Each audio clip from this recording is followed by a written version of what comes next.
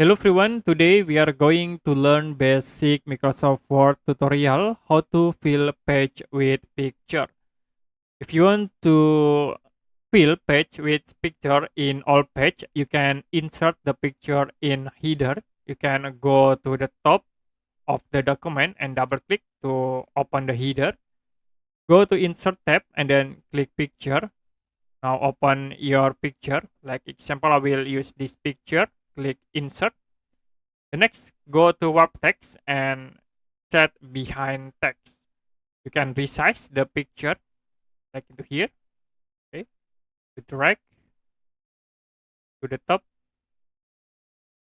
and then move to the bottom here. Click outside twice to close from the header.